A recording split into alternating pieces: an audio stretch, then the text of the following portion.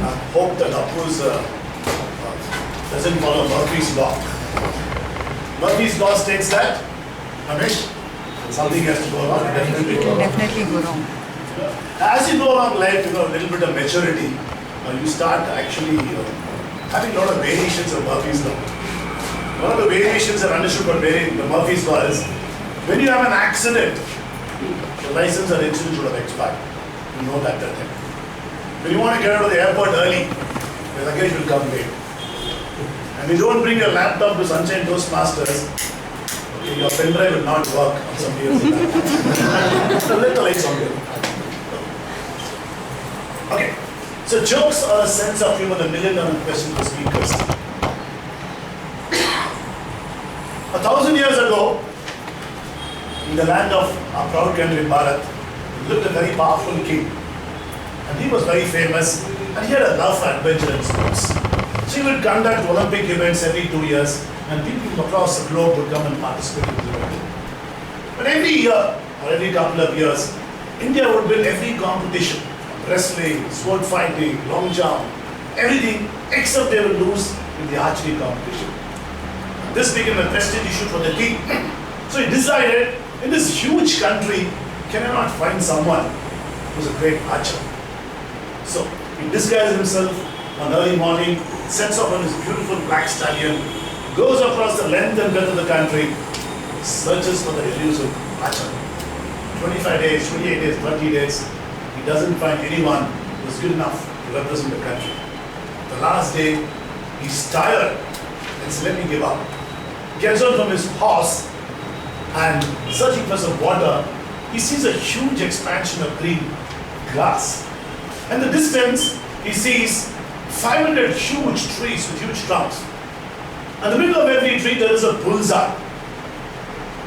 There are 500 trees, 500 bullseye. Right in the middle of every bullseye, there is an arrow. He said, wow, this is the archer I've been looking for. And he sees a young man sitting over there, sharpening his arrow.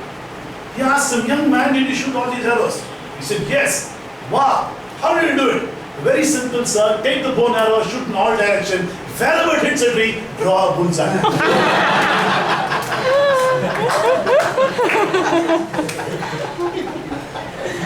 Now, is this a story?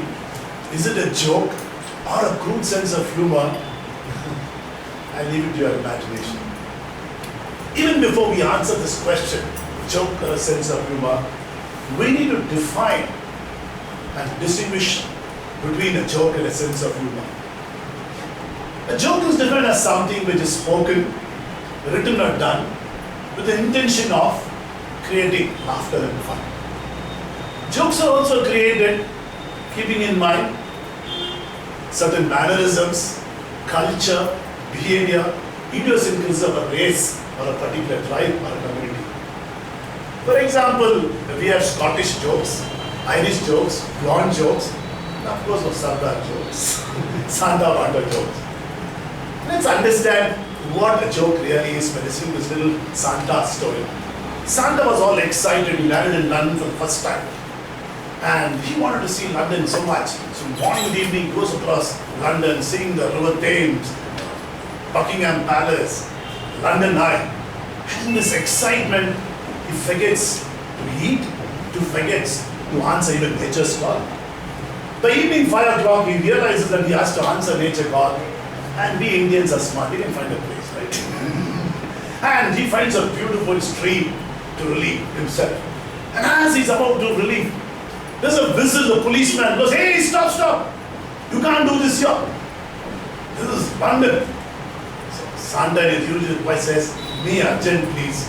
No, you urgent. He says, come on. So the police officer, the London police, the British police officer takes him to a lovely place, a huge gate, fantastic green lawn, fountains, flowers, chirping birds. And he says, here you can do it. Thank you so much. Is this British hospitality? No, sir. This is Indian embassy. Now, if you look at the content of this, why did we laugh was, as Socrates says, a joke revolves around ridiculing or making fun of something or something. That's the joke usually. Now let's switch over to a sense of humor. If you like to know the the definition of a joke. Okay? This is the definition of a joke. Yeah, this is also I spoke about it. Now, let's talk about a sense of humor. A sense of humor is derived. A person who has this tendency to look at life or any experience with a very creative and intellectual way and provoke humor and laughter. It might be a very terrible day you've gone through.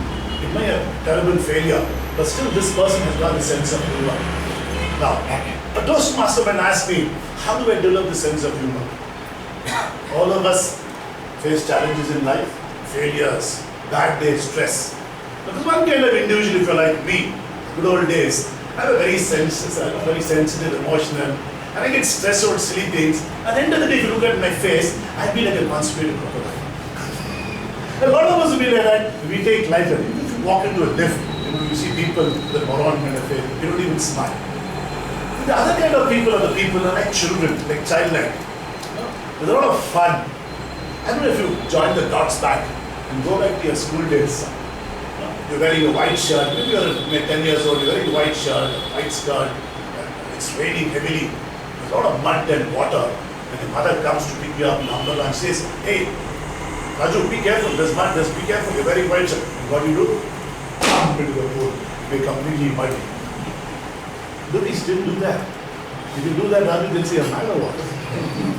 But when you approach life with this attitude, sense of humor, it's very important. I have seen individuals who go through life, the worst of situations, but even the worst of situations, they will find something to laugh at. Now, from my own personal example, I was admitted in the hospital for depression, and this beautiful nurse came, and she took my pulse. I looked at her and said, "You're looking beautiful." And said, "You are depressed? Better get discharged." As I was walking out, I told my friend, you know what a sense of humor I have? He said, you don't have any sense of humor, you're a perennial flirt. The gist of it is, to have a sense of humor is beautiful.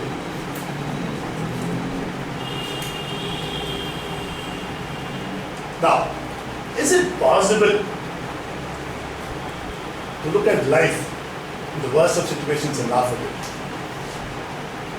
At that particular moment when I experienced that, it was not. But when I look back and see now, I can really laugh at it. I finished a speech craft at Vidyaniketen school, and I called about 35 of these kids home, 7th standard students to my house on a Sunday afternoon, and told them to come to IT. And so 3:45, I washed my face, and I wanted to tie up my dog. I have a Lhasa son those days, this Tibetan dog with got hair on the face, and it was a terror.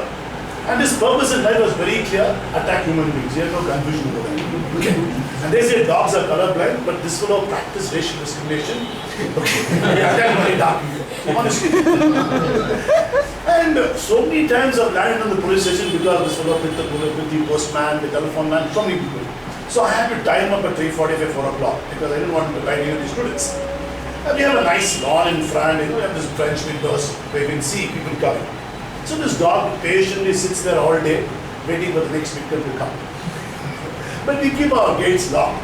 So at 3:45, I heard the gate sound, and this dog's ears went up. Here comes my next victim.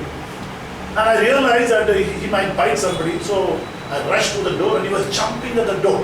The way he was jumping at the door, I thought that the door opened, and I was scared. And I saw this boy called Aaron, he was carrying a gift, and he was walking on the lawn. And I said, don't come, don't come. And he's also waving to me. Because the dog sounded so I couldn't hear him. This dog was a smart one, unlike me. Eureka! This back door was open. So he ran through that small corridor at bullet speed like the Rajdhani Express, ran all around the garden without smoke, mud coming, and charged this boy, and instantly it was dark also. So I was scared, my heart was in my pocket. He rushed towards him and came to a screeching halt, looked at him and started wagging his tail. He hasn't done that to me. Within a few minutes, he was in the house, the boy was sitting over there, he was licking him and jumping at him as though he was a master, not me. Anyway, I didn't want to take chances. I tied him up and I asked Aaron, how come you took such a big chance? You know, this dog has got a very bad track record. Don't worry, sir. I understand dogs, dogs understand me. Now, how can I understand dogs? Because I've been bitten by a dog 3 times. You know why I didn't love dogs, understand dogs. I know the people like you must know that those days when you get bitten by a dog, you had to have injections around the navel. And it was a horrifying experience. You have to have, I had 16 injections around the navel each time. And go to Victoria Hospital, there are 4 people who hold your arms and legs. There is a big syringe, and they stab it into you. And you scream. I have experienced this 48 times. There is no way I can understand dogs. But when you look at this incident, unfortunately, I was married to a family of people who love dogs. My wife loved dogs, my children love dogs. The generation because they love dogs. They love dogs more than human beings, of course. And they're all, my wife and children, they're all management graduates. They follow the Maslow's theory. Right at the top are my 2 dogs, self-actualization, Chubby and Bunny. And below that, my wife and children. And at the bottom, Roti Kapda Maka. So, and the problem with this, these dogs think they're human beings, honestly. Right. So, I have to adapt. And in my house, everything is common. The shampoo is common, Fair and Lovely, all your moisturizer, comb, everything is common. I will be extra careful. Believe me or not, I have used the dog's comb and dog shampoo so many times. The only consolation is the dog shampoo is more expensive than my own shampoo. That's the only consolation. Now, if I did not have seriously changed my attitude and develop my sense of humor, the dogs would have thrown me a long back. So this is about developing a sense of humor. Now, the difference between jokes are actually created, keeping in mind so many situations, figures and things, and other things. But to have a sense of humor, you have to experience it yourself. Now, what makes people laugh? Edward Gibbon has got a theory. He says the brain is a pattern-making machine. It actually fixes situations, stories, and behaviors in a particular pattern, a familiar pattern. The moment the familiar pattern is broken, there's an unexpected turn or a twist, it evokes laughter and fun. It doesn't matter if it's a joke, it's a sense of humor, it's a story, etc. The moment there's an unexpected twist, it evokes laughter. Like you were an ovation. Now you must have heard the story the previous time.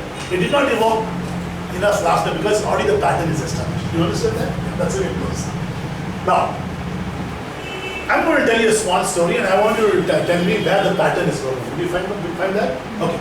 Now, I used to jog around Alsur Lake, the beautiful Alsur Lake. Of course it stinks, but still I jog. And at 5:30 in the morning I was jogging.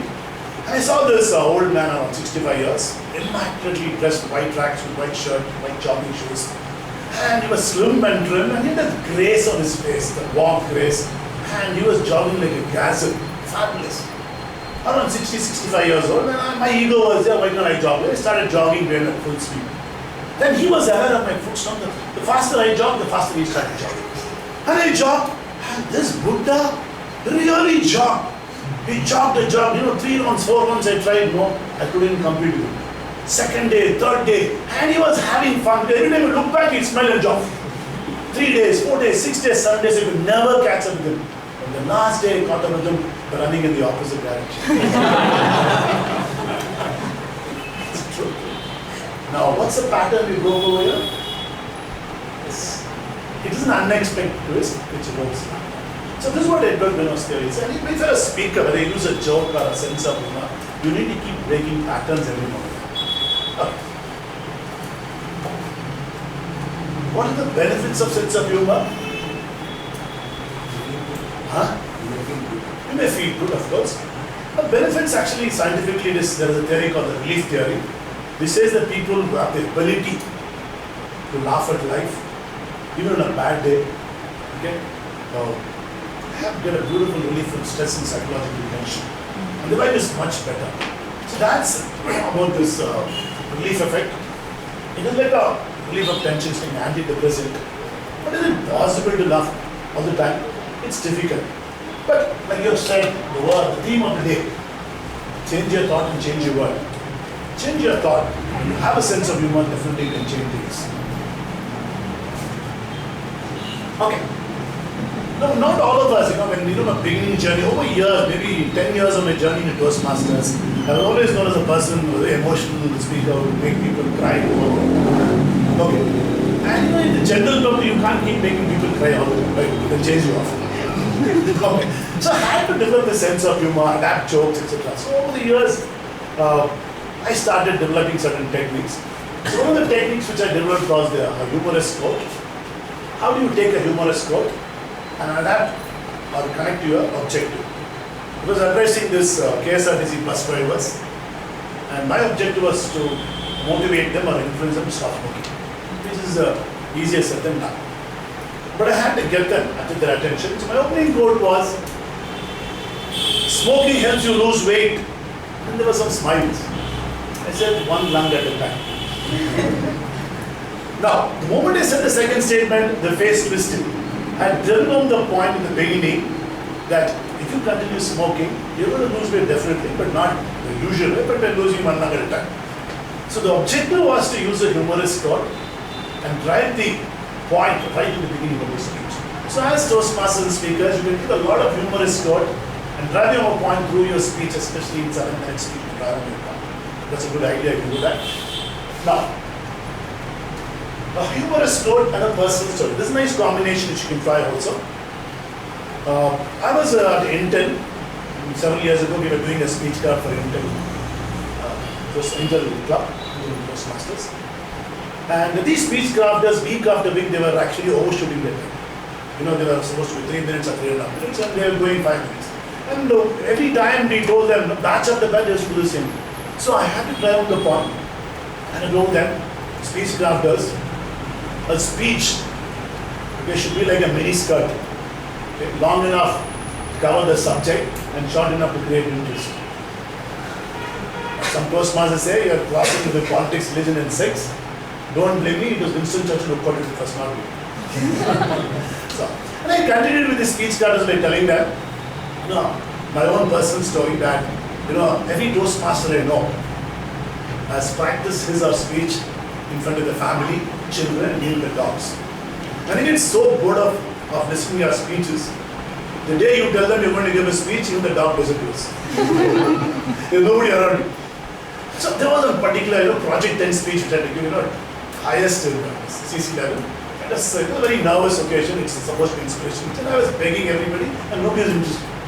By evening, my wife must have been sad for me. She said, okay, I'm willing to listen to your speech. I was motivated, and I delivered fabulous speech with great voice modulation, pauses, painting pictures. And exactly at the 7th minute, I heard no noise. She was snoring. Okay. But she had found a perfect solution for sleeplessness, and I learned how to time my speeches. So my message to speech crafters was, you must learn as a speaker. You must know when to stand up, what to speak, when to shut up, when to sit down. And that was the last time I read the speech crafters I actually overcome it. They were all into the time limits. So you can use a humorous combination with a personal story to drive home your point in the speech. Okay. This is the objectives of my content today. Now this is another technique called the popular quote. You take a joke, adapt it, and then you combine a personal experience. And this is technique number 3 which I use.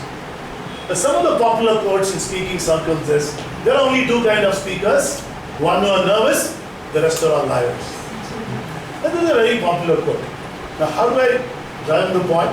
And I tell them, Toastmasters, if you cannot channelize your nervousness, or if you're not at all nervous, then you become like a professor who's been speaking for 30 long years, and it becomes so boring, the voice is so monotonous, you start sounding like an unlicensed hypnotist.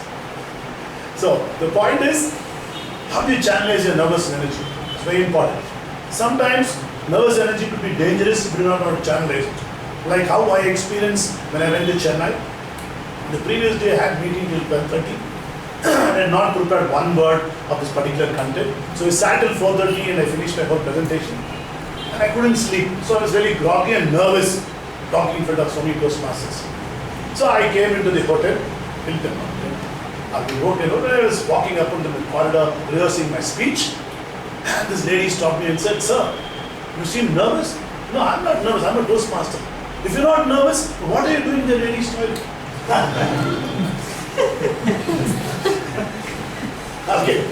Now, talking about bathrooms, I've always had very funny experiences going back to the year 1998 when I came as icebreaker and Sunshine Toastmasters at Allianz France.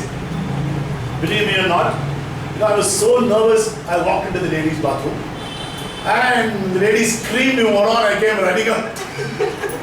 And there have been occasions when, at the end of a very hard question answer session, when you feel a little nervous, and I walked into the bathroom with the column icon. With all music coming into the auditorium. So, these are all experiences that now, if you use, what technique I use? The popular quote is one. There are only two kinds of speakers. The joke is one, it didn't happen to me, I adapted it, walking into the ladies' toilet. And the personal experience is mine. So, these are the three techniques you use. If you're not comfortable with talking about jokes or if you don't have a sense of humor, you can actually use these three techniques in various forms. Now, let us say that you've not developed a sense of humor and you don't want to use jokes or jokes become stale. Is there any way you can go about it? Okay. First, let me talk about jokes. Choice one. You can use established jokes provided you don't copy them from SMS, internet, forwarded jokes, because a million people will already know them. And it falls flat usually. So that's one thing you can avoid. Another thing is that you have to actually fine-tune your joke and make it adaptable to the contents and to the audience profile. So you've got to be careful. You know what? I've spoken a lot of them in Sri Lanka. The jokes over there can be a little different. Can be a little different here. The sense of humor in the US is different. The London is different. So you've got to adapt to your audience and the contents. It should be appropriate to the audience and the content. The second thing you've got to learn. The most thing is, some of the times, how many of you are, when you're about to tell a joke, and you see facial expression in the audience or someone talking to other, that I know the joke or story already. Does it happen or not? It happens. So what happens, your thought flow goes away and you get disturbed, right? Now there's a technique called sign of intelligence technique which I use. I start off by saying, see, I'm going to tell you an anecdote or a story. And I'm sure there are so many intelligent people in the audience who know this. Okay. But I know that intelligent people will not open their mouth when they hear the joke. And this actually puts them off and nobody actually laughs. Because I've seen people, as you start the joke, they'll say, can I tell this joke? I know this is. So as a speaker, where are you? Your left side, one, no. So that is why you can use this technique if you want to. So you can use a second joke, but whether you use a joke or a sense of, there is something called timing. And how you use jokes, it can fail. It can fail. Only when you fail, the timing, appropriate is you learn to know when to use a proper joke. And don't use a joke just for the sake of using a joke. You have to use a joke which is kind to the topic, relevance, etc. Now, if you want to use humorous quotes, personal story, the choice which you have is the technique one. There are hundreds of humorous quotes, which you can take a humorous quote, one-liners, punches, and you can adapt it to the objective of your speech, which is a very fabulous but very simple technique, which we already spoke about. The second one is humorous quote plus personal experience. I'll talk about Winston Churchill's quote. Again, I connect to my personal experiences. Second method you can use. Then you have a popular quote, which most people know. And take a joke which is known to everybody, adapt it to your real life. For example, I can tell you that when I was married 25 years back, my father-in-law gave me an advice. He told me that all the important decisions you must take. Okay, you must take all the important decisions. And all the silly decisions are unimportant to your wife. So I practiced it very thoroughly. Okay, my previous day today, my wife has taken all the decisions, naming our children, whether to have a boy, girl, whether to have children at all. Okay, whether to build a house. Okay, whether to be in Bangalore, what profession I should take. All the silly decisions he has taken. I take very important decisions like when Tendulkar should retire. Okay. Whether in Pakistan should put a bomb against India, all these I take important decisions. Now what I've done is, I've taken a joke and adapted it to real life. So that's another method you can use. So this is technique 3. Now, this is something which I really love, develop a sense of humor, because for years I never had. But I just took one point from you, sir. To develop a sense of humor, there are a lot of things. So I took a point, I come to that again. You need to be able to laugh at life. Honestly. There are going to be challenges and it's not going to be easy. Now, if you ask me as a speaker what combination I should use, I think it is your comfort level, number one. Okay, the way you practice it. Maybe a combination is a fabulous idea. Combination of any of these three things is a good idea. So you can choose one of that. But more important, you have to develop a sense of humor. I would personally prefer a sense of humor. Now, one of the things about sense of humor is you need to start taking life less seriously. Yeah? And life is full of glorious uncertainties. It's not going to be easy at all. But every time when you have a bad incident happens, when you look back and you see it's all gone, it's over. Is it not? And you need to be like a child, not childish but childlike. You need to enjoy, play pranks, have fun. If you're too serious, nothing happens. And I learned one more thing, that a sense of humility is also important for having a sense of humor. Now when you said that people came to this meeting because of Kathiravan, not because of me, it came from a sense of humor and humility and all of that. I think it's fabulous. It's wonderful to know that. No, there are some situations in life, when you face failure, when you have faced shame, ridicule. I remember, about 2-3 years back when I went to New Zealand.